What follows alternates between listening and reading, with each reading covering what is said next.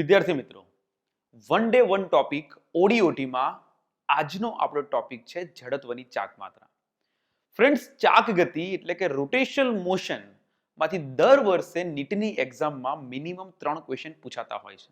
કેટલીક એક્ઝામમાં 3 કરતા વધારે પણ સવાલો પૂછાઈ શકે. અને આ ક્વેશ્ચન્સમાં એકાદ સવાલ કદાચ અઘરો હોય પણ બાકીના સવાલ તો ઈઝી હોય છે કે જે તમે આસાનીથી સોલ્વ કરી શકો.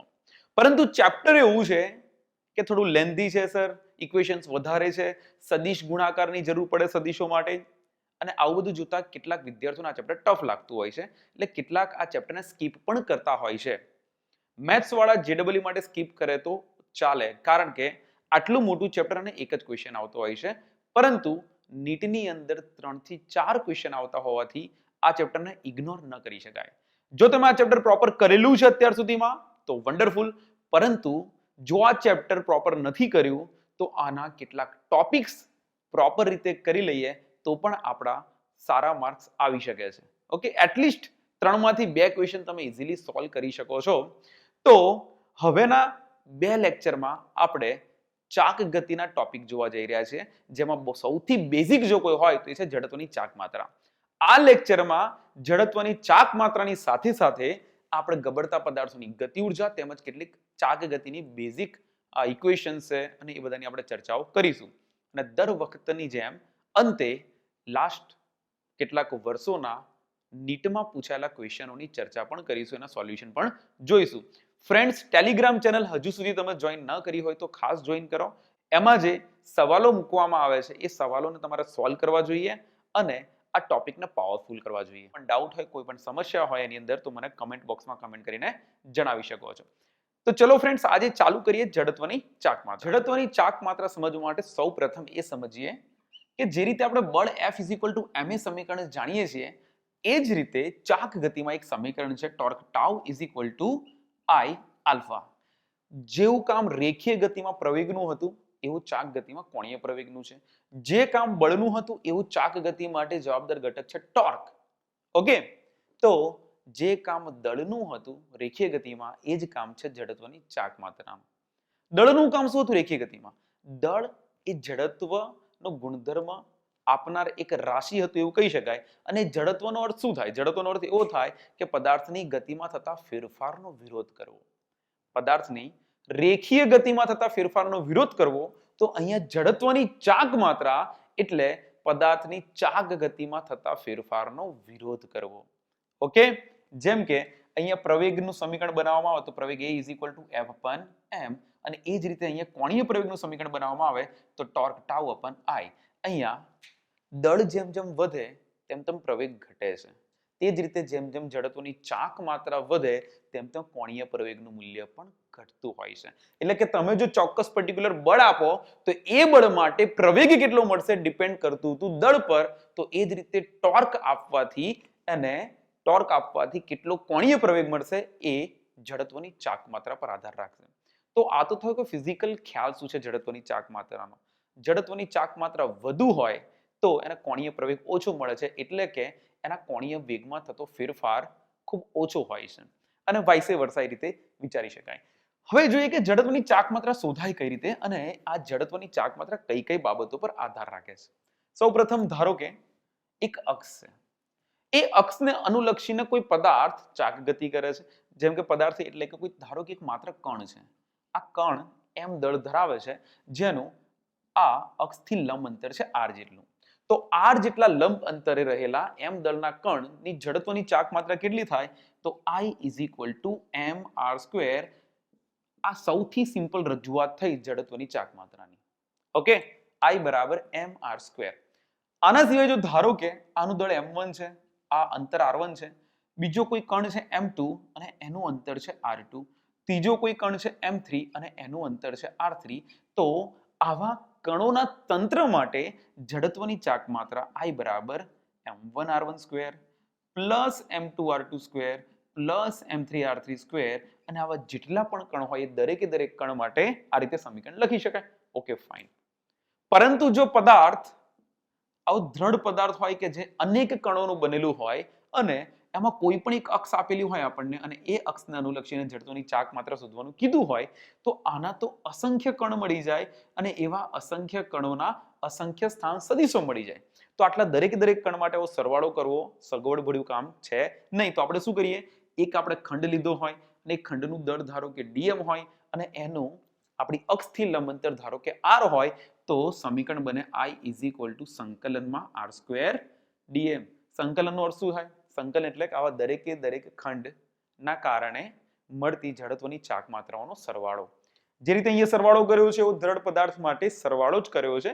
સરવાળાને જ્યારે તમે સતત સ્વરૂપમાં જુઓ ત્યારે તમને સંકલન સ્વરૂપે મળતો હોય છે. તો આ થયું બેઝિક સમીકરણ જડત્વની ચાક માત્રાનું. પરંતુ ફ્રેન્ડ્સ અહીંયા આપણે સાબિતી તો જોઈશું પણ ખૂબ શોર્ટમાં જોઈશું. પરંતુ આ જે અલગ પાતળો સળિયો, રીંગ, તકતી, પોલો ગોળો, નક્કર ગોળો એવા પદાર્થો છે, એવા સમમિતિ ધરાવતા પદાર્થો માટેના સમીકરણો જોઈશું. કેટલાક સમીકરણો યાદ રાખવાનો પ્રયત્ન કરીશું અને કેટલાક સમીકરણો એ યાદ રાખેલા સમીકરણો પરથી તારવવાનો પ્રયત્ન કરીશું. ઓકે, ચલો જોઈએ. સૌપ્રથમ પાતળા સળિયાની વાત કરીએ. માત્ર એક જ સમીકરણ આપણે સાબિત કરીશું. દરેક સમીકરણો સાબિત કરી શકાય છે, પરંતુ આપણે એની જરૂર નથી. આપણે માત્ર એક સમીકરણ સાબિત કરીએ અને ત્યારબાદ બાકીનાના કિંમતો મૂકી દઈએ. ધારો કે એક પાતળો સળિયો છે. આ પાતળા સળિયાનું ધારો કે દળ છે m અને એની ટોટલ લંબાઈ છે l જેટલી. હવે આપણને એવું કહેવામાં આવે કે આ પાતળા સળિયાના કેન્દ્રમાંથી પસાર થતી અને તેની લંબાઈને લંબ હોય. શબ્દો સાંભળજો ફ્રેન્ડ્સ.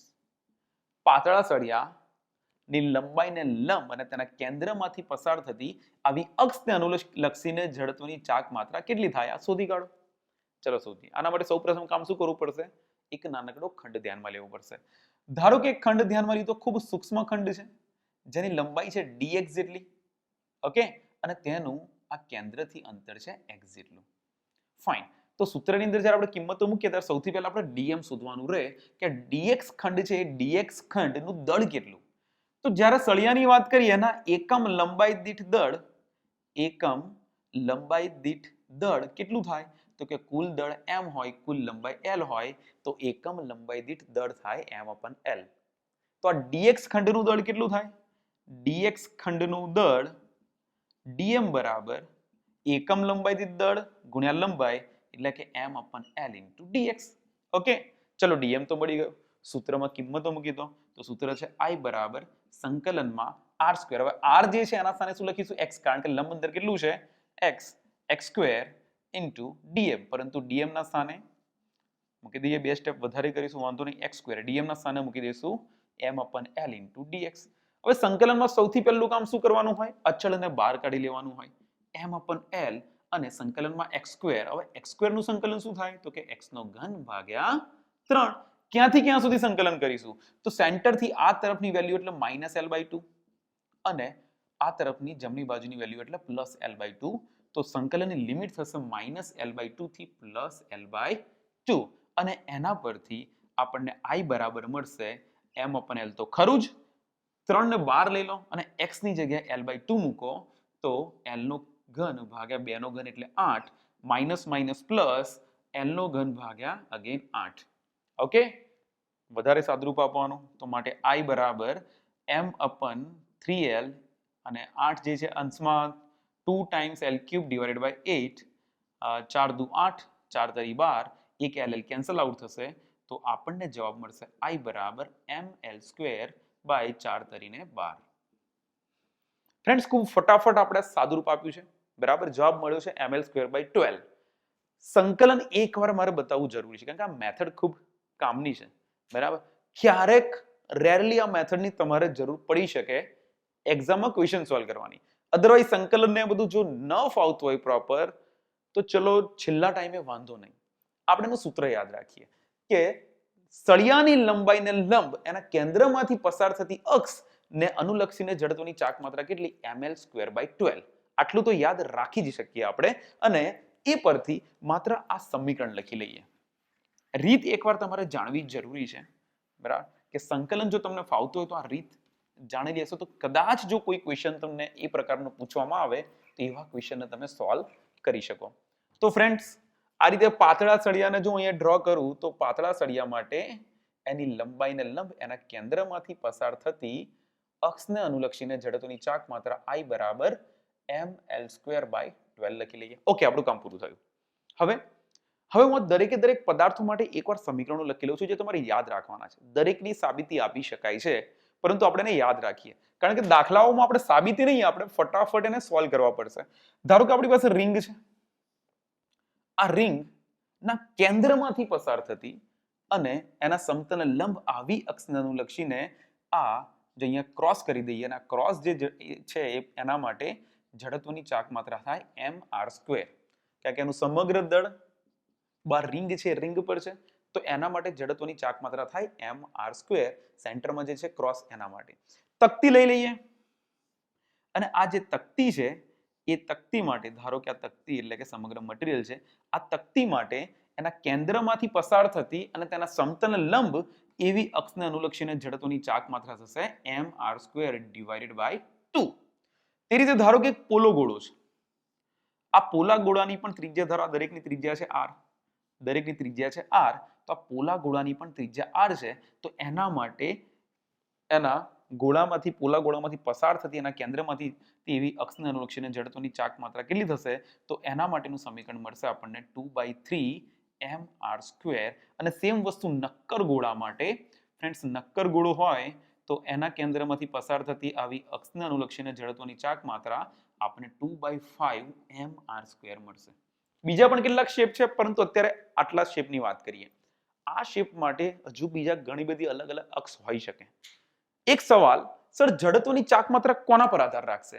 તો જડત્વની ચાક માત્રા નંબર 1 અક્ષની પસંદગી પર આધાર રાખશે.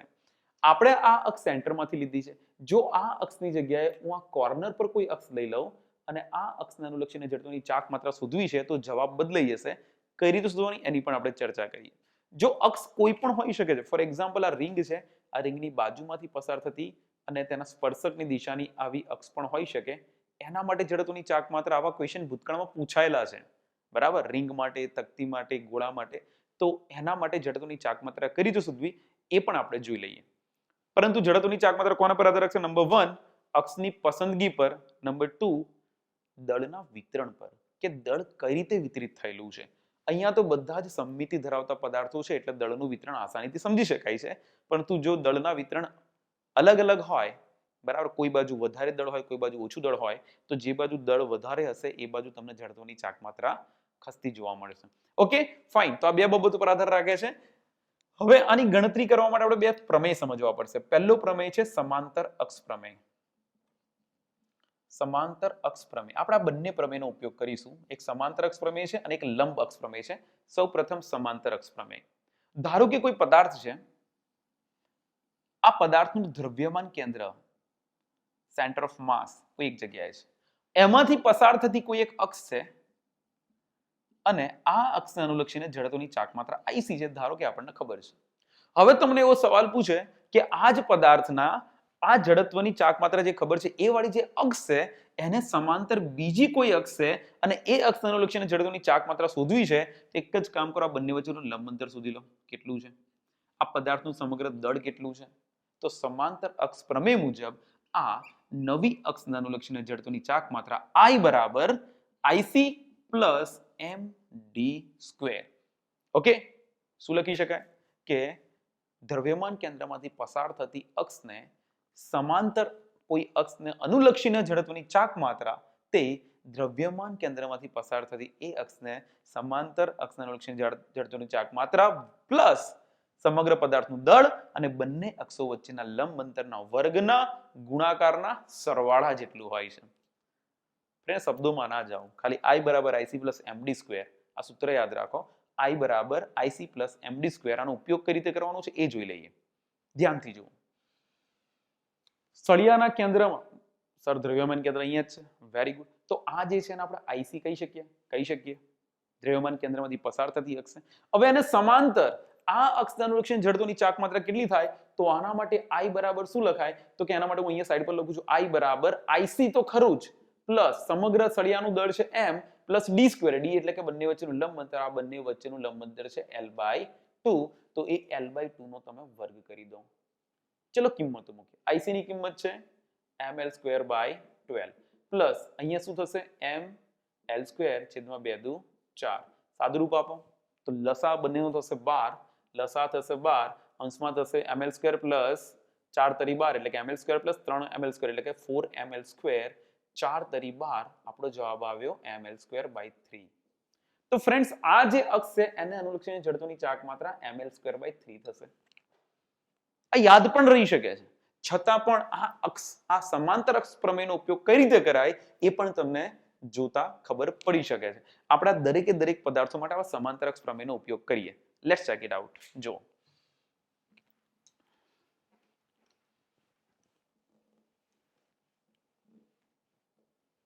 હવે વાત કરીએ આપણે રિંગ માટે. રિંગના કેન્દ્રમાંથી પસાર થતી આ અક્ષને અનુલક્ષીને જડત્વની ચાક માત્રા આપણને ખબર છે. ધારો કે તમને એવું પૂછે કે રિંગના કોઈ એક બિંદુ પાસે તેના બિંદુમાંથી પસાર થતી તેના સમતલને લંબ એવી અક્ષને અનુલક્ષીને જડત્વની ચાક માત્રા આ બિંદુ પાસે જડત્વની ચાક માત્રા કેટલી થાય આ બિંદુનું નામ 2 આપી દો એટલે કે i2 કેટલું થશે તો કે i2 બરાબર લખી શકે ધારો કે ic છે કારણ કે આ કેન્દ્રમાંથી પસાર થતું છે તો ic પ્લસ m અને d સ્ક્વેર. હવે d એટલે બંને વચ્ચેનું લંબ અંતર આ બે વચ્ચેનું લંબ અંતર છે કેપિટલ R જેટલું તો લખી દો r સ્ક્વેર. તો ic ની કિંમત છે mr square plus mr square જવાબ આવ્યો 2mr સ્ક્વેર. તો ફ્રેન્ડ્સ કેન્દ્રમાંથી પસાર થતી સમતલ લંબ અક્ષને અનુલક્ષીને જડત્વની ચાક માત્રા mr સ્ક્વેર હતી પરંતુ એ જ બિંદુ જો શિફ્ટ થઈને તમારા રિંગના કોઈ બિંદુ પાસે આવે અને એને સમાંતર અક્ષને અનુલક્ષીને જડત્વની ચાક માત્રા 2mr સ્ક્વેર થઈ જાય. તો આને યાદ રાખવાની જરૂર નથી અને તમારે જ્યારે પણ જોઈએ ત્યારે તમે એને શોધી શકો છો. ચલો આ જ કામ તકતી માટે કરીએ. તકતી માટે આ અક્ષને સમાંતર અને એની સપાટી પરથી પસાર થતી અક્ષને અનુલક્ષીને જડત્વની ચાક માત્રા કેટલી થાય તો અગેન આને IC કહી દઈએ. આના કેસમાં આને આ બીજી જે અક્ષ છે એને i2 કહીએ તો એ i2 બરાબર શું થશે તો કે આ કેસ માટે IC પ્લસ m ટોટલ દળ કેટલું છે m અને બંને વચ્ચેનું અંતર છે r તો mr સ્ક્વેર IC ની કિંમત છે mr square divided by 2 plus mr square. શું થશે mr square by 2 plus mr square લસા લઈ લો 2 2 એકા 2 અને 1 એટલે કે 3mr square divided by 2 that is i2. આ કિંમત મળી આના માટે આ તકતી માટે આ બિંદુમાંથી પસાર થતું અને સમતલ લંબ અક્ષને અનુલક્ષીને જડત્વની ચાક માત્રા મળી ગઈ આપણને. That's it. હવે આ જ કામ પોલા ગોળા માટે કરીએ કે પોલા ગોળા માટે એની સપાટી પરથી અહીંયાથી પસાર થતી અક્ષને અનુલક્ષીને જડત્વની ચાક માત્રા કેટલી થાય તો આને હું અગેન નામ આપી દઉં i2. તો પોલા ગોળા માટે શું થાય અહીંયા લખું છું પોલા ગોળા માટે ધ્યાન આપજો. પોલા ગોળા માટે આ અક્ષને અનુલક્ષીને જડત્વની ચાક માત્રા i2 આને કહી દઈએ IC તો is equal to IC plus m અને બંને વચ્ચેનું લંબ અંતર છે r સ્ક્વેર. IC ની કિંમત છે 2/3 mr square plus mr square. Friends જલ્દીથી ફટાફટ કેલ્ક્યુલેશન કરો શું થશે લસા છે 3 અને 2mr square plus 3mr square જવાબ મળશે આપણને 5mr square divided by 3. That is the answer. તો દરેક માટે અલગ અલગ આન્સર મળે છે. આવો જ આન્સર તમે નક્કર ગોળા માટે શોધી શકો છો. નક્કર ગોળા માટે આન્સર શું મળશે લેટ્સ ચેક ઇટ આઉટ. આને i2 કહી દઈએ આને IC કહીએ અને આ જે જવાબ શોધવાનો છે એને આપણે i2 કહીએ. તો અગેન એ જ સમીકરણ અહીંયા પણ ઉપયોગમાં લઈએ કે નક્કર ગોળા માટે શું થશે. નક્કર ગોળા માટે i2 is equal to IC plus again બધામાં mr સ્ક્વેર જ એડ થશે કારણ કે સમગ્ર આપણે દળ બધાને એમ જ કીધા છે બરાબર. ત્રિજ્યા છે r તો લંબ અંતર પણ r જ થાય તો IC માને 2/5 mr square plus mr square લસા આપશો તો 5 ને 2 થશે 7 અને જવાબ મળશે 7 mr square divided by 5. Friends આ જે રિઝલ્ટ મળી રહ્યા છે ને આ રિઝલ્ટનો આપણે ઘણી બધી જગ્યાએ ઉપયોગ કરવાના છીએ. આ રિઝલ્ટ કામ લાગશે આપણને. તો સમાંતર અક્ષ પ્રમેયનો ઉપયોગ કરતા આપણને આવડ્યો. હજુ પણ ઘણા બધા ઉપયોગો છે એ પણ આપણે ઉપયોગો જોઈએ પરંતુ એકવાર લંબ અક્ષ પ્રમેયને પણ ચેક કરી લે કે લંબ અક્ષ પ્રમેય શું છે. લંબ અક્ષ પ્રમેય એનો કઈ રીતે ઉપયોગ થઈ શકે. લંબ અક્ષ પ્રમેય એ માત્ર ને માત્ર સમતલીય પદાર્થો માટે છે. સમતલીય પદાર્થો માટે. સમતલીય એટલે જે એક જ સમતલમાં હોય. જેમ કે અહીંયા જે ઉદાહરણો છે એમાં તકતી અને રિંગ આ સમતલીય પદાર્થો છે. પોલો ગોળો કે નક્કર ગોળો સમતલીય પદાર્થો નથી તો ત્યાં આપણું આ લંબ અક્ષ પ્રમેયને વાપરવું યોગ્ય નથી. ધારો કે આપણી પાસે આવી તકતી છે અને આ તકતીને આ રીતે આડી મૂકેલી છે આમ બરાબર. હવે એની એક અક્ષ x છે બીજી અક્ષ y છે અને ત્રીજી અક્ષ બહાર તરફ આવતી અક્ષ છે z, બરાબર? તો આવી x અને y જો તકતી તમારી xy સમતલમાં હોય, xy સમતલમાં રહેલી તકતી માટે જો તમારે iz જોઈતું હોય તો iz બરાબર ix પ્લસ iy મળે. બહુ સિમ્પલ છે. ધારો કે આ તકતી છે, બરાબર? આ હાથ દેખાય છે, આ તકતી છે. તો આ તકતીમાં આ એક અક્ષ મેં x અક્ષ કહી દીધી કે ભાઈ આ x અક્ષ છે, આ અક્ષને y અક્ષ કહી દીધી. તો ઉપરની અક્ષ જો z અક્ષ હોય તો iz બરાબર ix પ્લસ iy, iz બરાબર ix plus iy. For example અહીંયા ઉદાહરણ જુઓ. આ રિંગ માટે આ સેન્ટરના લક્ષણને જડત્વની ચાક માત્રા ખબર છે IC બરાબર mr². પરંતુ હું જો તમને પૂછું કે આ જે અક્ષ છે એના વ્યાસમાંથી પસાર થતી એવી બે અક્ષ લઈ લીધી મેં. એકને હું નામ આપી દઉં છું ધારો કે I ડેશ અને બીજાને નામ આપી દીધું I ડબલ ડેશ. ધ્યાનથી જોજો. તો I ડેશ અને I ડબલ ડેશ એ બંને એના સમતલમાં આવેલી બે અક્ષો છે. તો એ I ડેશ અને I ડબલ ડેશ એ બંનેનો સરવાળો જો તમે કરો તો આપણને આ જે સેન્ટરમાં છે IC એના જેટલું મૂલ્ય મળે. તો આ પર્ટિક્યુલર કેસ માટે IC બરાબર I dash plus I double dash મળે. પરંતુ I ડેશ અને I ડબલ ડેશ ના મૂલ્ય તો સમાન જ થાય કારણ કે બંને વ્યાસમાંથી પસાર થાય છે. તો હું આને બંનેને is equal two 2I dash લખી શકું. તો માટે I dash is equal to IC divided by 2.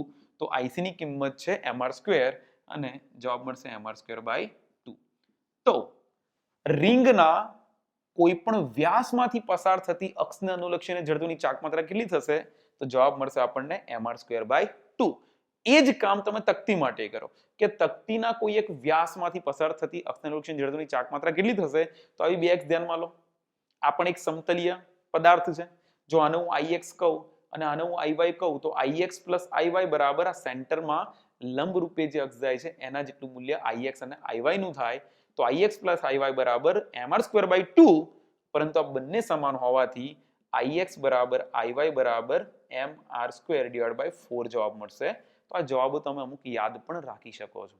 ખ્યાલ આવ્યો? NCERT ની તમારી બુક્સમાં બધા જ એક ટેબલમાં વેલ્યુ આપેલી છે.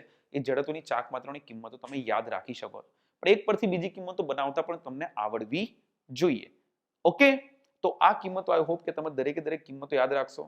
બરાબર છે? એના કેન્દ્રમાંથી પસાર થતી અક્ષને અનુલક્ષીને તો ખરું જ, પરંતુ દરેકે દરેક પદાર્થ માટે એના સપાટી પરથી એના સ્પર્શકમાંથી પસાર થતી અક્ષને અનુલક્ષીને આવા દરેકે દરેક કિસ્સાઓ માટે તમે વેલ્યુ મેળવી શકો છો. બરાબર? ઘણા બધા અલગ અલગ કિસ્સાઓ મળી શકે છે. ફોર એક્ઝામ્પલ આ જે અક્ષ મળી તમને એને સમાંતર અક્ષ બીજી લઈ શકો છો. આવી સમાંતર અક્ષને અનુલક્ષીને જડત્વની ચાક માત્રા કેટલી થાય? તો આના માટે જવાબ તમને મળ્યો તો mr² બાય 2. બરાબર છે? આના માટે mr² બાય 2 મળ્યો તો એનાથી r જેટલા અંતરે જો રહેલી કોઈ અક્ષ હોય તો એના માટે કેટલું થાય? તો mr² બાય 2 પ્લસ mr² કરી શકો છો. જવાબ 3mr² બાય 2 આવશે. હવે સમાંતર અક્ષ પ્રમેય અને લંબ અક્ષ પ્રમેયનો ઉપયોગ કરતા તમને થોડુંક આવડવું જોઈએ. ઓકે, બીજા કેટલાક એક્ઝામ્પલ તમને બતાવું કે જેમાં આ જ વસ્તુને તમે ડિટેલમાં કરી શકો છો. ફોર એક્ઝામ્પલ ક્યારેક તમને સળિયા માટે પૂછે કે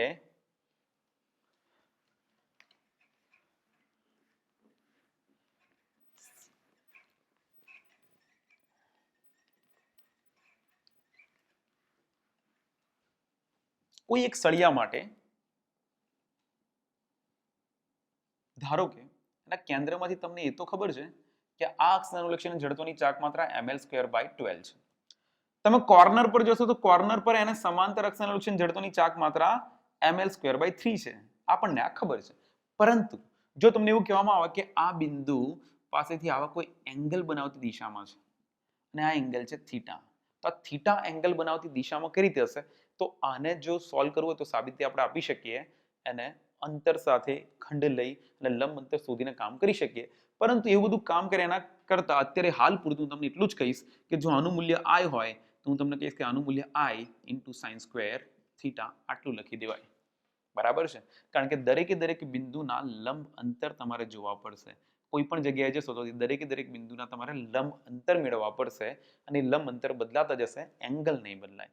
તો I ઇન્ટુ sin² થીટા એટલે કે ml² by 12 ml² by 12 into sin² theta આવી વેલ્યુ મળશે. એને જ સમાંતર બિલકુલ જો અહીંયા કોઈ તમને એ જ એંગલ પર મળશે તો એના માટે ml² by 3 into sin² theta આ રીતની આન્સર લખાશે. તો થીટા એંગલ પર જો સળિયા માટે જો તમને કોઈ જડત્વની ચાક માત્રા પૂછે કોઈ અક્ષને અનુલક્ષીને તો તમારે ml²/12 sin² થીટા અથવા તો ml²/3 sin² થીટા આવા ડાયરેક્ટ ક્વેશ્ચન પણ ક્યારેક ક્યારેક આવી શકે છે. ઓકે, બીજી એક વાત, ધારો કે સળિયો બહુ પાતળો નથી અને આવો રેક્ટેંગલ છે. સળિયો રેક્ટેંગલ છે. રેક્ટેંગલ સળિયો છે તો એની બે અક્ષ તમને અલગ અલગ પૂછે. એક અક્ષ આવી પૂછે. ધારો કે આ અંતર છે a જેટલું અને આ અંતર છે b જેટલું. તો જ્યારે આ અક્ષના અનુલક્ષીને જડત્વની ચાક માત્રા પૂછે તો તમારે એ અક્ષ માટે એટલું જ કહેવાનું ma²/12. પરંતુ જો તમને આવી અક્ષ માટે પૂછે તો એના માટે તમારે કહેવાનું mb²/12 જવાબ મળશે. બરાબર, બહુ સિમ્પલ છે. રેક્ટેંગલ શીટ હોય તો જ્યાંથી બે ભાગ થતા હોય એ બે ભાગ ક્યાંથી થાય છે એ જ તમારે લંબાઈ લેવાની, બીજી કોઈ લંબાઈ ધ્યાનમાં લેવી નહીં, તો આસાનીથી જવાબ મળી જાય. સ્ક્વેર હોય તો સ્ક્વેર માટેના ક્વેશ્ચન ઇન્ટરેસ્ટિંગ બને છે. ધારો કે એક સ્ક્વેર છે, બરાબર, આ દરેક બાજુ છે એ જેટલી. ફાઇન. હવે એના ધારો કે આ એક ભાગ લઈ લઈએ કાં તો આ ભાગ લઈ લઈએ. સર આ બંનેના સમાન આ જોયું એ પ્રમાણે જ મળે. અહીંયા ma²/12 મળે. અહીંયા આના માટે પણ મૂલ્ય ma²/12 મળે. પરંતુ જો તમને એવું પૂછવામાં આવે કે આ જે ભાગ છે આ કર્ણ માટે કેટલું મૂલ્ય મળે અથવા તો આ કર્ણ માટે કેટલું મૂલ્ય મળે તો એ તમારે શોધવાનું રહે. સાથે સાથે એવું પણ પૂછી લો કે આ કેન્દ્રમાંથી પસાર થતી આ સમતલ લંબ અક્ષને અનુલક્ષીને જડત્વની ચાક માત્રા કેટલી મળે. જો આને હું IO કહું, સેન્ટરમાંથી પસાર થાય છે IO કહું, તો એ IO સમતલીય પદાર્થ હોવાથી IO બરાબર આને હું નામ આપી દઉં છું ધારો કે IX અને આને નામ આપી દઈએ IY. તો IO બરાબર લંબ અક્ષ પ્રમેય મુજબ IX + IY લખી શકાય. અને IX અને IY બંને સમાન છે. સમાન હોવાથી બંનેનો સરવાળો થાય 2 ટાઈમ્સ ma²/12 થઈ જાય એટલે કે ma²/6 વેલ્યુ મળે. તો કેન્દ્રમાંથી પસાર થતી અને સમતલ લંબ એવી અક્ષને અનુલક્ષીને જડત્વની ચાક માત્રા ma²/6 મળે. પરંતુ સર આ વિકર્ણ, ધારો કે આ છે IX', ખાલી નામ આપ્યું છે, અને આ છે IY'. તો હું એવું ના કહી શકું કે કેમ કે બંને વચ્ચેનો એંગલ 90 ડિગ્રી હોવાથી IX' + IY' = IO. પણ આ બંને તો સમાન હોય તો 2IX' = IO, પરંતુ IO નો જવાબ તો મળેલો છે ma²/6 અને એના કારણે IX' = ma²/12 જવાબ મળશે. એટલે કે આ વિકર્ણ જે છે એ વિકર્ણને અનુલક્ષીને જડત્વની ચાક માત્રા એ તમારી આ બે બાજુને અનુલક્ષીને જડત્વની ચાક માત્રાઓ છે એટલી જ મળશે આ સ્ક્વેર માટે. આમાંથી કોઈક રિઝલ્ટ તમને ડાયરેક્ટ પણ પૂછી શકે એક્ઝામમાં તો નવાઈ નહીં, અને ક્વેશ્ચન બહુ આસાનીથી તમે સોલ્વ કરી શકો છો. તો આ થયા જડત્વની ચાક માત્રાને લગતા ક્વેશ્ચન. આના સિવાય પણ કેટલાક ક્વેશ્ચન આવી શકે. આપણે જે ટોપિક પૂરો કરીએ ત્યારબાદ છેલ્લે ક્વેશ્ચન સોલ્વ કરશું એમાં લઈશું. બરાબર, અત્યારે હવે વાત કરીએ ચાક ગતિ ઉર્જા અને રેખીય ગતિ ઉર્જાની. ધારો કે કોઈ પદાર્થ સરક્યા વિના ગબડે છે. હવે આવા પદાર્થ એ બે પ્રકારની ગતિ કરે છે. એવું કહેવાય કે એક તો એમને ચાક ગતિ તો ખરી જ, ગોળ તો ફરવાનું જ, પણ સાથે સાથે આગળ પણ વધવાનું. જે રીતે કોઈ પણ વ્હીકલનું ટાયર ફરતું હોય છે, ચાક ગતિ પણ કરે છે અને વાહનને આગળ પણ લઈ જાય છે. તો આ બંને પ્રકારની મિશ્રિત ગતિ કહેવાય. તો આના માટે જો કુલ ગતિ ઉર્જાની વાત કરીએ તો એ કુલ ગતિ ઉર્જાના બે ભાગ પડે. એમાંથી એક ભાગ છે એ રેખીય ગતિ ઉર્જા. રેખીય ગતિ ઉર્જા કે જેને આપણે KT કહીશું, capital T for translational motion, જેને સ્થાનાંતરિત ગતિ કહેવાતી હોય છે. અને બીજી ગતિ ઉર્જા છે એને આપણે ચાક ગતિ ઉર્જા કહીશું. ચાક ગતિ ઉર્જા જેને આપણે R ફોર રોટેશનલ ગતિ ઉર્જા કહીશું. અને જે કુલ ગતિ ઉર્જા છે એને આપણે KTOT એટલે કે ટોટલ, આ રીતે આપણે એને વ્યાખ્યાયિત કરી. હવે રેખીય ગતિ ઉર્જાનું સૂત્ર શું છે? KT બરાબર 1/2 mv². That's it. ફાઇન. પરંતુ ચાક ગતિ ઉર્જા માટે સૂત્ર છે KR બરાબર 1/2. જે રીતે રેખીય ગતિમાં દળ કામ કરે છે એ રીતે અહીંયા આવશે જડત્વની ચાક માત્રા I, અને v રેખીય વેગના સ્થાને અહીંયા આવશે કોણીય વેગ. કોણીય વેગનો વર્ગ ω² કરી દઈએ. ફાઇન. હવે અહીંયા એક ફ્રેન્ડ્સ એક વસ્તુ ધ્યાનથી જો, આ જે જડત્વની ચાક માત્રા છે ને એ જડત્વની ચાક માત્રાને I બરાબર mk² મુજબ પણ લખી શકાય. What is k? આ mk² માં k શું છે? તો એ k ને આપણે ચક્રાવર્તનની ત્રિજ્યા કહીએ છીએ. ચક્રાવર્તનની ત્રિજ્યા. આ ચક્રાવર્તનની ત્રિજ્યા ક્યાંથી લાવવી? તો કે ફ્રેન્ડ્સ કોઈ પણ જડત્વની ચાક માત્રાનું સૂત્ર હોય ને એને I બરાબર mk² સાથે સરખાવી દેવું. ફોર એક્ઝામ્પલ આપણે પોલા ગોળા માટે જાણીએ છીએ કે પોલા ગોળા માટે જડત્વની ચાક માત્રા એના કેન્દ્રમાંથી પસાર થતી અક્ષને અનુલક્ષીને જડત્વની ચાક માત્રા I બરાબર 2/3 mr². હવે આની પોલા ગોળા માટેની ચક્રાવર્તનની ત્રિજ્યા કેટલી? તો k બરાબર આને સરખાવી દો mk² સાથે, m કેન્સલ આઉટ થશે તો k² બરાબર 2/3 r², તો k બરાબર √2/3 r થશે. Got it? તમને પૂછ્યો તકતી માટે કે સર તકતીના કેન્દ્રમાંથી અને તેના સમતલને લંબ હોય એવી અક્ષને અનુલક્ષીને જડત્વની ચાક માત્રા છે mr²/2. તો આ તકતી માટે એના ચક્રાવર્તનની ત્રિજ્યા કેટલી થશે? તો k આને સરખાવી દો mk² સાથે, m હટાવી દો અને જે r²/2 છે એનું વર્ગમૂળ લઈ લો તો r/વર્ગમૂળમાં 2 લખાય. આ છે એની ચક્રાવર્તનની ત્રિજ્યા. સિમ્પલ ટ્રીક છે.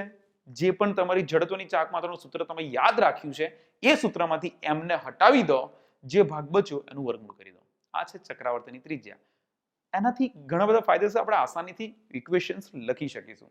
ઓકે, તો અહીંયા આ કિંમતનો ઉપયોગ કરીએ કે I બરાબર mk². ફાઇન. તો I ની જગ્યાએ આપણે મૂકીશું k capital KR is equal to અહીંયા સ્મોલ k રાખીશું mk² m small k² into ω². Okay, fine. હવે આ KT અને KR આ બંનેનો સરવાળો કરો તો કુલ ગતિ ઉર્જા મળે. પણ કેટલાક કિસ્સામાં તમને એવું પૂછે કે રેખીય ગતિ ઉર્જા અને ચાક ગતિ ઉર્જાનો તફાવત કેટલો થાય, આનો ગુણોત્તર કેટલો થાય, તેનો ગુણોત્તર લઈ લઈએ કે KT/KR. તમને રિવર્સ પણ પૂછી શકે છે, કોઈ પણ ક્વેશ્ચન આવે KT/KR આપણે લઈએ તો 1/2 m v² divided by 1/2 m k² ω². પરંતુ સાથે સાથે તમે એ પણ જાણો છો કે v is equal to r omega. v is equal to r omega, અંશમાં છેદમાં mm કેન્સલ કરી દો અને v is equal to r omega તો r² ω² ડિવાઇડેડ બાય k² ω², એટલે કે ω² કેન્સલ આઉટ થશે, બચશે માત્ર ને માત્ર r² ડિવાઇડેડ બાય k². હવે આ k જે છે k² જે છે એ k² ના સૂત્રમાં પણ r તો આવવાનું જ છે. એટલે તમને હવે પર્ટિક્યુલર પદાર્થ માટે તમને આ વેલ્યુ KT/KR નો ગુણોત્તર મળી રહે. જેમ કે એક ઉદાહરણ લઈએ, નંબર 1 રિંગ માટે. રિંગ જો ગબડતી હોય તો એના કેન્દ્રને અનુલક્ષીને અક્ષમાં અને જડત્વની ચાક માત્રા I બરાબર mr². તો એના માટે I બરાબર થાય mr² અને k બરાબર કેટલું થાય તો m હટાવી દો, r² નું વર્ગમૂળ એટલે r થઈ જાય તો k બરાબર r. તો KT/KR શોધવું હોય, KT/KR શોધવું હોય એ પણ રિંગ માટે, તો k ના સ્થાને r મૂકી દો, r²/r², જવાબ મળશે 1. That's it. પરંતુ આ જ વસ્તુ રિંગના સ્થાને તકતી માટે વાત કરો. આ જ વસ્તુ રિંગના સ્થાને તકતી માટે. તકતી માટે તમે જાણો છો I બરાબર શું થશે? I બરાબર mr² ડિવાઇડેડ બાય 2 અને એના માટે k is equal to r divided by √2. ચલો કિંમત મૂકો. આ k ના સ્થાને જો KT/KR ની અંદર તમે તકતી માટે વાત કરી રહ્યા છો, તકતી માટે, તો k ના સ્થાને r/2 કરી દો તો તમને જવાબ મળશે r² ડિવાઇડેડ બાય r²/2, છેદનો છેદ અંશમાં જશે, જવાબ મળશે 2. તો આ ગુણોત્તર આ રીતે મળે. તમને રિવર્સ પણ પૂછી શકે છે, ચાક ગતિ ઉર્જા અને તમારી સ્થાનાંતરિત ગતિ ઉર્જાનો ગુણોત્તર પણ પૂછી શકે છે, તો 1/2 જવાબ આવશે. આ રીતે તમે નક્કર ગોળા માટે, પોલા ગોળા માટે કે નળાકાર માટે, પોલો નળાકાર હોય, નક્કર નળાકાર હોય, એના માટે પણ તમે આ રીતના સવાલો પૂછી શકે છે. ભૂતકાળમાં પૂછાયેલા પણ છે ફ્રેન્ડ્સ, એટલા માટે કહી રહ્યો છું. હવે સર નળાકારની તો વાત જ ના કરી. નળાકાર માટે બહુ સિમ્પલ ટ્રીક. નળાકાર જેવું કોઈ છે જ નહીં એવું માની લો. પહેલા તો નળાકાર જો પોલો હોય, બે પ્રકારના નળાકાર હોય. એક છે પોલો નળાકાર, બરાબર.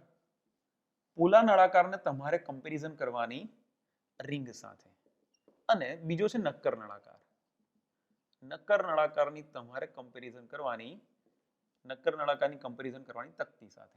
કારણ કે ફ્રેન્ડ્સ જો આના કેન્દ્રમાંથી પસાર થતી અક્ષ અનુલક્ષીને જડત્વની ચાક માત્રા માંગશો ને તો રિંગ માટે જે છે mr², પોલા નળાકાર માટે એ જ થાય. કારણ કે રિંગોનો જ બનેલો માની શકાય ને પોલા નળાકાર. નક્કર નળાકાર છે એ તકતીઓનો બનેલો માની શકાય. ધારો કે આ નળાકાર છે, એવું કહી શકું 1 2 3 4 5 આવી ઘણી બધી તકતીઓ ભેગી થઈને નક્કર નળાકાર બને છે.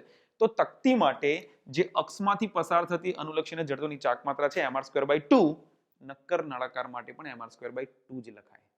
ઓકે, તો નળાકાર જેવું કે છે જ નહીં એવું માનો ને. પોલો નળાકાર એટલે રિંગ, નક્કર નળાકાર એટલે તકતી. કામ આપણું બહુ જ આસાન થઈ જશે. ફાઇન. તો આ ગુણોત્તર ધ્યાનથી જોઈ લો. હવે બીજું એક કામ કરીએ આ જગ્યા પર, અને એ કામ એવું છે કે આપણે બંનેનો સરવાળો કરીએ અને આપણે કુલ ગતિ ઉર્જાની વાત કરીએ કે કુલ ગતિ ઉર્જા કેટલી. તો કુલ ગતિ ઉર્જા K total is equal to KT plus KR. KT plus KR, KT ની વેલ્યુ છે 1/2 mv સ્ક્વેર, કેઆર ની કિંમત છે 1/2 m કે સ્ક્વેર અને ઓમેગા સ્ક્વેર. ઓકે, પરંતુ v is equal to r omega પરથી omega is equal to v over r લખી શકાય. તો અહીંયા આપણે કિંમત મૂકીએ. પહેલા તો બંનેમાં જે કોમન છે ને કોમન લઈ લઈએ. બરાબર, બંને જગ્યાએ m સમાન જ છે. બરાબર, તો 1/2 into m common in bracket v square plus કે સ્ક્વેર ઓમેગા સ્ક્વેરમાં કે સ્ક્વેર ને એમને એમ રાખીએ, પરંતુ ઓમેગા સ્ક્વેરના સ્થાને v square divided by r square લખાશે. આ v સ્ક્વેર ને પણ કોમન લઈ લો. જો v સ્ક્વેર ને પણ કોમન લેવામાં આવે તો 1/2 mv square in bracket 1 plus કે square divided by r square. આ થયું તમારું કે ટોટલ. ધ્યાનથી જુઓ સૂત્ર. આ સૂત્ર શું દર્શાવે છે કે કે ટોટલ ઇઝ ઇક્વલ ટુ તમારી ગતિ ઉર્જા ટ્રાન્સલેશનલ મોશન 1/2 mv સ્ક્વેર એટલે કે સ્થાનાંતરિત ગતિ ઉર્જા, રેખીય ગતિ ઉર્જા ઇન બ્રેકેટ 1 પ્લસ કે સ્ક્વેર ઓવર r સ્ક્વેર. તો આ સમીકરણનું અલગ બીજું પણ સમીકરણ સ્વરૂપ બની શકે K total divided by KT is equal to 1 plus કે square divided by r square, જ્યાં કે છે તમારી ચક્રાવર્તનની ત્રિજ્યા. તો ફ્રેન્ડ્સ, તમને આ અલગ અલગ શેપની એકવાર જડત્વની ચાક માત્રા ખબર હોય ને, એનાથી ઘણા જ બધા ક્વેશ્ચન સોલ્વ થઈ શકે છે. અને કહું છું, ગતિ ઉર્જાના ક્વેશ્ચન તો બહુ જ બધા, તમે જો પાછલા વર્ષોમાં કેવા ક્વેશ્ચન પૂછાય છે, આવા જ તો સવાલો પૂછાય છે. અને આવા સવાલોના જવાબ આપવા માટે કરવું શું પડે? માત્ર ને માત્ર જડત્વની ચાક માત્રાઓ યાદ રાખો, ચક્રાવર્તનની ત્રિજ્યાઓ શોધી લો, આ સૂત્રની અંદર કિંમતો મૂકો, જવાબ આવી જશે. બહુ જ ઓછી મહેનતે આ કામ થશે. પહેલી નજરે લાગે કે આ શું સર વિચિત્ર વસ્તુઓ છે, પરંતુ એટલી વિચિત્ર નથી કે તમને ના આવડી શકે. બરાબર છે. તો ભલે લેક્ચરને તમારે એકવાર જોવું પડે, 2 વાર જુઓ, સ્પીડ વધારીને જુઓ. બરાબર, એકવાર ઇક્વેશન લખી લો, યાદ રાખી લો, ક્વેશ્ચન સોલ્વ થઈ જશે આરામથી. બરાબર છે. તો આ રીતે પણ એનો ઉપયોગ કરી શકાય છે. તો આના સમીકરણને યાદ રાખો. K total is equal to 1/2 m square in bracket 1 plus કે square over r square. Fine. એક બીજો એક કેસ લઈ લઈએ. આની અંદર એક કેસ યાદ આવે છે મને કે જેમાં જો ઢાળ પરથી ગબડતો કોઈ પદાર્થ હોય, એ ઢાળ પરથી ગબડતા પદાર્થ માટેનો વેગ કેટલો? કારણ કે આ જ સિચ્યુએશનની અંદર ભૂતકાળમાં કેટલાક ક્વેશ્ચન એવા પૂછાયેલા છે કે ઢાળ પરથી ગબડતો પદાર્થ હોય, ધારો કે આ જગ્યા પર છે, એ પદાર્થ કોઈ પણ હોઈ શકે, રિંગ હોય, તકતી હોય, ગોળો હોય, નળાકાર હોય. દરેક માટે જડત્વની ચાક માત્રા આપણને ખબર છે. બરાબર. હવે આ ગબડતા પદાર્થ માટે ધારો કે છેક ઊંચાઈ h પરથી ગબડે છે. ગબડીને જ્યારે આ સ્થાન પર પહોંચે ત્યારે આ સ્થાન પર એનો વેગ કેટલો મળશે? એ વેગ શોધવા માટે એટલું વિચારો કે આ સ્થાન પર એની કુલ સ્થિતિ ઉર્જા કેટલી હશે? તો કે mgh. જ્યારે ગબડીને છેક નીચે આવે છે ત્યારે એની કુલ ગતિ ઉર્જા કેટલી હશે? કારણ કે સમગ્ર સ્થિતિ ઉર્જા ગતિ ઉર્જામાં કન્વર્ટ થશે અને એ 1/2 mv સ્ક્વેર ઇન બ્રેકેટ તમને 1 પ્લસ કે સ્ક્વેર ઓવર r સ્ક્વેર મુજબ મળશે. અને આની અંદર જો દળને કેન્સલ આઉટ કરો અને v સ્ક્વેર ને જો કરતા બનાવવામાં આવે તો 2gh ડિવાઇડેડ બાય 1 પ્લસ કે સ્ક્વેર ઓવર r સ્ક્વેર. આ રીતે સમીકરણ મળી શકે. એમાં જો તમે v ને કરતા બનાવો તો વર્ગમૂળની અંદર તમને 2gh divide by under root 1 plus કે સ્ક્વેર અપન r સ્ક્વેર મળી શકે. ફ્રેન્ડ્સ, આમાં માત્ર k ની કિંમત મૂકવાની છે, તમને અલગ અલગ પદાર્થો માટેની વેલ્યુ મળી શકે છે. અને k ની કિંમત ફોર એક્ઝામ્પલ તમે કોઈ પણ લઈ લો, જેમ કે રિંગ માટે k is equal to r, કે સ્ક્વેર અપન r સ્ક્વેર ગયા, 1 પ્લસ 1 2 2 ગયા તો બચ્યું શું? તો v રિંગ માટે જવાબ મળશે અંડર રૂટ gh. આવા મતલબ કે અલગ અલગ પદાર્થો માટે એકવાર જાતે શોધી લો વેલ્યુ કઈ મળે છે. જે કે તકતી માટે k is equal to r અપન route 2 મૂકો તો k is equal to r અપન route 2 મૂકશો તે રૂટ 2 નો વર્ગ થશે 1 અપન 2 1 પ્લસ 1 અપન 2 ધેટ ઇઝ 3/2 2 અંશમાં થશે 4/3 gh. એ પણ વર્ગમૂળની અંદર. નક્કર નળાકાર માટે એ જ કામ થાય. પોલા ગોળા માટે, નક્કર ગોળા માટે તો આવા સવાલ ડાયરેક્ટ પૂછાયેલા છે. બરાબર, કે નક્કર ગોળા માટે આ વેલ્યુ કેટલી થાય? અને એ વેલ્યુ કદાચ તમને યાદ હોય તો નક્કર ગોળા માટે આ કિંમત તમે યાદ રાખી શકો છો કે 10gh/7 આવી કઈ કિંમત મળે છે. સાબિત કરો જાતે એકવાર. અંડર ઘણી વાર પૂછાયેલી છે એટલે આવા જવાબો તમને ક્યારેક યાદ રહી જાય. 10gh/7 આવો ક્વેશ્ચન વારંવાર પૂછાય છે. તો એકવાર જોઈ લો. બરાબર છે. આજનું લેક્ચર થોડુંક લાંબુ થઈ ગયું છે કારણ કે ટોપિક પણ એવો છે. એક સાથે આપણે થોડીક વધારે વસ્તુઓ કવર કરી છે કારણ કે આની સ્યોરિટી વધારે છે આ સવાલો પૂછાવાની. Okay fine. છેલ્લે ફ્રેન્ડ્સ બહુ જ સિમ્પલ વાતો કરીને આ લેક્ચર આપણે અહીંયા થિયરી વાળું પૂરું કરીએ છીએ. કેટલાક દાખલાઓ જોઈ અને આજનું લેક્ચર પૂરું કરીશું. Okay fine. તો નંબર 1 સૌ પ્રથમ તો આપણે એ જાણીએ છીએ કે જે રીતે રેખીય ગતિમાં અંતર છે, સ્થાનાંતર છે, એ રીતે કોણીય સ્થાનાંતર છે. જે રીતે વેગ છે એ રીતે કોણીય વેગ છે. જે રીતે પ્રવેગ છે એ રીતે કોણીય પ્રવેગ છે આલ્ફા. અને આના પરથી અચળ પ્રવેગી ગતિના સમીકરણો omega is equal to omega 0 plus alpha t સાથે સાથે થીટા બરાબર theta 0 plus omega 0 t plus 1/2 alpha t square અને omega square minus omega 0 square is equal to 2 alpha theta. Theta minus theta 0 લખો તો લખી શકાય. આ સમીકરણો મારે તમને સમજાવવાની જરૂર નથી કારણ કે તમને અચળ પ્રવેગી ગતિના સમીકરણો આવડતા જ હશે. બરાબર. એ જ મુજબ અચળ ચાક ગતિ કરતું હોય, અચળ પ્રવેગ સાથે ચાક ગતિ કરતું હોય, કોણીય પ્રવેગ સાથે. ફ્રેન્ડ્સ આ સમીકરણો પરથી પણ ભૂતકાળમાં ક્વેશ્ચન પૂછાયેલા છે. ઈઝી ક્વેશ્ચન આના પરથી આવે. તો એ ક્વેશ્ચનને બનાવવાનું ભૂલતા નહીં. નોર્મલ વિકલન સંકલનના સવાલો પૂછે તો omega is equal to d theta upon dt અને એના પરથી થીટા ઇઝ ઇક્વલ ટુ સંકલનમાં ઓમેગા ડીટી લખાય. એ જ પ્રમાણે alpha is equal to d omega upon dt લખાય અને તેના પરથી ઓમેગા ઇઝ ઇક્વલ ટુ સંકલનમાં આલ્ફા ડીટી લખાય. તો આ પ્રમાણેના સવાલો જે છે ઈઝી ક્વેશ્ચન કહેવાય, એને ના ભૂલાય. તો that's all about it. Theory આજે આપણે આટલા સુધી જોઈ છે. એવું નથી કે બધી થિયરી પતી જ ગઈ છે, પણ સારી એવી થિયરી આપણે કવર કરી છે. આઈ એમ ડેફિનેટલી શ્યોર કે આટલા કન્સેપ્ટ જે જોયા છે એ જો પાવરફુલ કર્યા તો તમને 1 કે 2 ક્વેશ્ચન તો આમાંથી જોવા મળશે જ મળશે. અને જે બીજા જે ટોપિક બાકી છે એને આપણે નેક્સ્ટ લેક્ચરમાં કવર કરવાના છીએ. તો ચલો થોડાક દાખલાઓ જોઈએ આ લેક્ચર આપણું પૂરું કરીએ. ચલો 2019માં પૂછાયેલો એક ક્વેશ્ચન જોઈએ લાસ્ટ યરની એક્ઝામમાં. ક્વેશ્ચન છે કે 2 મીટર ત્રિજ્યા r બરાબર 2 મીટર અને 100 કિલોગ્રામ દળ m બરાબર 100 કિલોગ્રામ ધરાવતી એક તકતી સમક્ષિતિજ સપાટી પર સરક્યા વિના ગબડે છે. ઓકે. ત્યારે તેનું દ્રવ્યમાન કેન્દ્ર એટલે કે એનો વેગ 20 સેન્ટીમીટર પર સેકન્ડનો વેગ આપેલો છે અને એટલી ઝડપથી ગતિ કરે છે. તો આ તકતીને સ્થિર કરવા માટે તેના પર કુલ કાર્ય કેટલું કરવું પડશે? ઓપ્શન છે 1 joule, 3 joule, 30 kilo joule or D it is 2 joule. તમને સવાલ થશે સર કાર્ય જેવું તો આ ચેપ્ટર આ લેક્ચરમાં આપણે કઈ વાત જ નથી કરી, પરંતુ બેઝિક આપણને ખબર હોવું જોઈએ કે કાર્ય W બરાબર ડેલ્ટા કે. ગતિ ઉર્જામાં થતો કુલ ફેરફાર એ જ કાર્ય જેટલું હોય. તો ગતિ ઉર્જાનો કુલ ફેરફાર એટલે કે અંતિમ ગતિ ઉર્જા માઇનસ પ્રારંભિક ગતિ ઉર્જા અને સ્થિર સ્થિતિમાંથી શરૂઆત કરે છે એટલે શરૂઆતની ગતિ ઉર્જા 0 લખી દીધી છે આપણે. હવે કુલ ગતિ ઉર્જા કેટલી? યાદ કરો સૂત્ર. કુલ ગતિ ઉર્જા K total is equal two હમણાં જ આપણે જોયું કે એની વેલ્યુ થાય 1/2 mv square in bracket 1 plus કે square divided by r square. અને આ ક્વેશ્ચનમાં વાત કોની કરે છે? તકતી છે કે રિંગ છે? Let's check it out. ક્વેશ્ચનમાં છે એક તકતી. હવે તકતી માટે કે ની વેલ્યુ કેટલી થાય? તકતી માટે એની જડત્વની ચાક માત્રા I બરાબર mr સ્ક્વેર ડિવાઇડેડ બાય 2 માટે એના માટે ચક્રાવર્તનની ત્રિજ્યા થશે r ડિવાઇડ બાય √2. તો આ k ની કિંમત અહીંયા મૂકી દઈએ આપણે તો w ઇઝ ઇક્વલ ટુ 1/2 કિંમતો મૂકતા જઈએ. દળ છે તમારું 100 કિલોગ્રામ, વેગ છે 20 સેન્ટીમીટર પર સેકન્ડ, પરંતુ એને જો મીટરમાં કન્વર્ટ કરવું હોય તો 20 સેન્ટીમીટર ભાગ્યા 100 કરી દો તો મીટર થઈ જશે.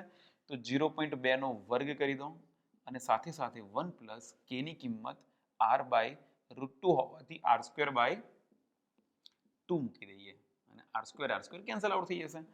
તો w ઇઝ ઇક્વલ ટુ આપણને મળશે 1/2 ઇન્ટુ 100. 0.2 નો વર્ગ કેટલો થશે? 0.04 અને આ સ્થાને આપણને મળશે 2 એકા 2 વત્તા 1 એટલે કે 3 ડિવાઇડેડ બાય 2. તો અલ્ટિમેટલી જવાબ મળશે આ 2 દુ 4 છે, આ 100 પણ કેન્સલ આઉટ થશે. 4 ભાગ્યા આ 0.04 છે અને 4 ભાગ્યા 100 લખાય. 100 કેન્સલ આઉટ. 2 દુ 4, 2 2 ગયા તો જવાબ આવ્યો 3 જૂલ. તો ફ્રેન્ડ્સ બહુ સિમ્પલ ક્વેશ્ચન છે 3 જૂલ. અને એવું નથી કે ચાક ગતિનો સવાલ છે તો અઘરો જ હોય ના, બહુ સિમ્પલ વેમાં ક્વેશ્ચન છે. સૂત્ર ખબર છે, જડત્વની ચાક માત્રા ખબર છે, જવાબ તમારી સામે છે. હવે 2018 ની એક્ઝામમાં પૂછાયેલો સવાલ જોઈએ આપણે. નીટ 2018 સવાલ છે સરક્યા વિના ગબડતા ઘન ગોળા માટે. ઘન ગોળો એટલે કે નક્કર ગોળો સ્થાનાંતરિત ગતિ ઉર્જા કે ટ્રાન્સલેશનલ ડિવાઇડેડ બાય કુલ ગતિ ઉર્જા એટલે કે ટોટલ, આનો ગુણોત્તર કેટલો થાય? ફ્રેન્ડ્સ ઓપ્શન છે 2:5, ઓપ્શન બી છે 7:10, ઓપ્શન સી છે 10:7 અને ઓપ્શન ડી છે 5:7. ફ્રેન્ડ્સ આપણું આ લેક્ચર તમે પ્રોપર ભર્યું હોય તો આ ક્વેશ્ચન મારે ગણવાની જરૂર જ નથી રહેતી. છતાં હું તમને બતાવી દઉં કે સમીકરણ આપણે જોયું હમણાં થોડી વાર પહેલા K total is equal to 1/2 mv square in bracket 1 + k square divided by r square. અને આપણને પૂછે છે કે ટ્રાન્સલેશનલ, હવે 1/2 mv સ્ક્વેર એ કે ટ્રાન્સલેશનલ જ છે તો એ kt લખી દઈએ તો kt અપન kt ડિવાઇડેડ બાય કે ટોટલ કેટલું થાય? તો આના છેદમાં આ જાય તો આને આ બાજુ લઈ આવીએ તો 1 divide by 1 + k square upon r square કિંમત થઈ જાય. ઘન ગોળા માટે વાત કરે છે, ઘન ગોળા માટે કિંમત કેટલી થાય? 2/5 mr સ્ક્વેર એ તમારા માટે જડત્વની ચાક માત્રા થઈ જાય. તો ચક્રવર્તીની ત્રિજ્યા કેટલી થાય? તો m હટાવી દો અને બાકીનાનો ગુણોત્તર વર્ગમૂળ લઈ લો 2/5 * r, બસ એ કિંમત મૂકી દો. આપણે k સ્ક્વેર જ જોઈએ તો ખાલી m હટાવો, m સિવાયની જે વેલ્યુ છે એ જ k સ્ક્વેર છે 2/5 r સ્ક્વેર, તો is equal to 1/1 + 2/5 r square divided by r square cancel out. તો સાદુરૂપ આપવાનું is equal to 1 divide by 5 + 2 છેદમાં 5 એ 5 ને અંશમાં લઈ જાઓ તો 5/7 આ થયો તમારો જવાબ 5:7. તો સિમ્પલ છે, એક વખત આપણને સમીકરણ યાદ રહે ને વાત પૂરી થઈ ગઈ, આસાનીથી તમે જવાબ આપી શકો. 2018માં જ પૂછાયેલો બીજો એક સવાલ છે, એ સવાલ જોઈએ.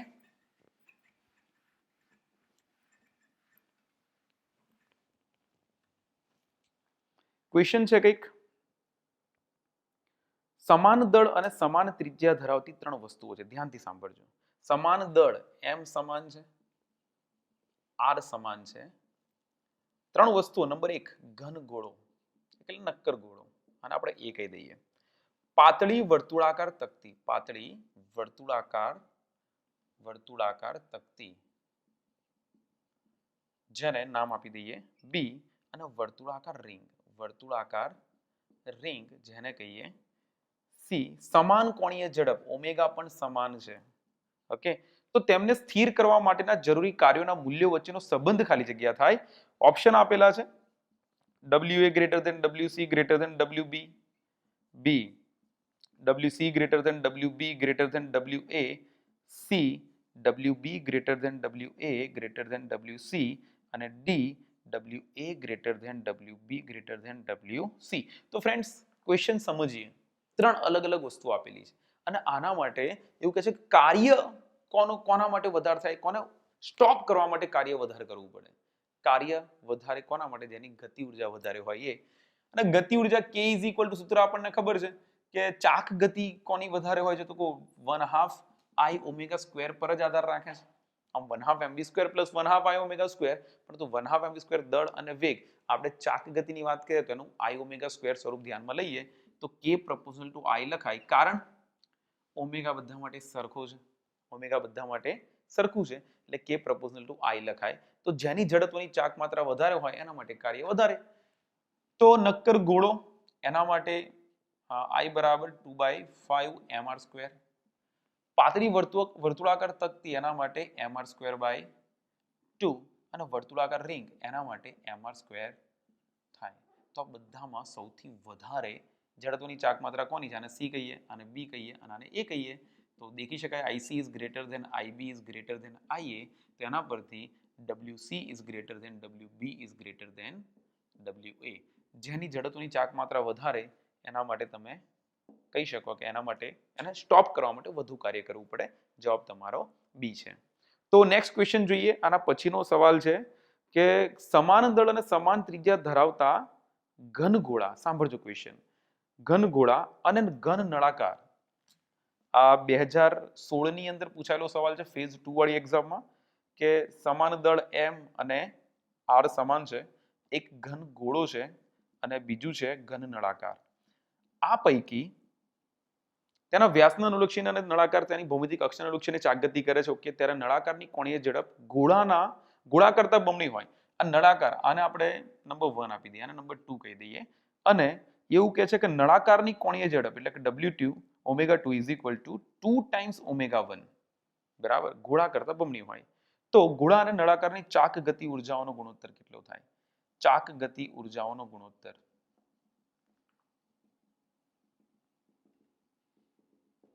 ફ્રેન્ડ્સ, ચાક ગતિ ઉર્જાનો ગુણોત્તર પૂછે છે. ચાક ગતિ ઉર્જા સૂત્ર આપણને ખબર છે. ચાક ગતિ ઉર્જાનું હમણાં સૂત્ર લખ્યું આપણે I omega square, 1/2 I omega square. તો friends k is equal to 1/2 I omega square છે. બંને માટે I ની કિંમતો અલગ અલગ. તો હું આવું લખી શકું k1 upon k2 is equal to 1/2 I1 omega 1 square divided by 1/2 I2 omega 2 square. 1/2 cancel out. બંને માટે I ની કિંમત શું છે?